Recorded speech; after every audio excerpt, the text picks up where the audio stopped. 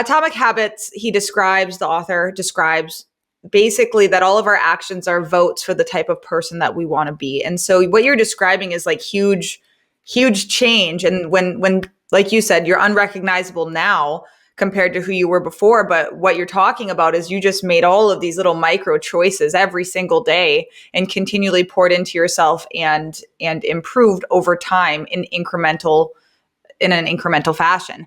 And I also, coming back to like the purpose too, there's a saying that's basically like, if your why is big enough, the how is basically irrelevant, right? Which is kind of what it sounds like. You had just such a striking sense of purpose of like, this is going to happen, despite the fact that you'd never had this experience. I do want to highlight though, that you had the sales experience and that, we can always draw from perhaps what seems to be irrelevant knowledge or experiences that we've had previously. So you had this sales experience. Is there any other traits that you feel that you had previously that have really lent itself, because your business has grown quite quickly? So is it just a voracious desire for knowledge and a quick learning turnaround, or what would you attribute other than strong purpose? Because it's like, okay, like you have systematized, you have scaled really well. So why do you think that has happened for you? It's a great question.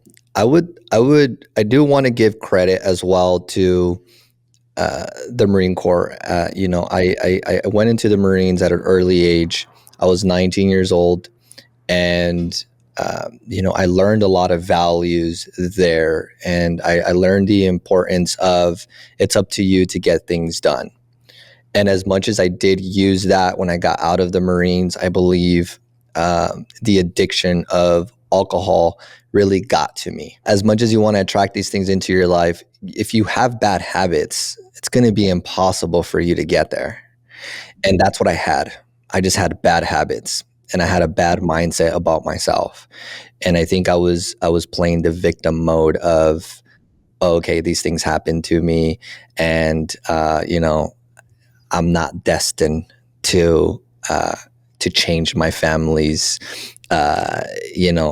trajectory of income and possibility. So I think the Marine Corps was definitely a big part of it. Also just staying active in reading. I would contribute a lot of the core values that I learned there, and just triggering back into it's really up to me to be able to get to where I want to become, right? Mm-hmm. It really truly is a mindset shift that I just triggered because I wanted it so bad.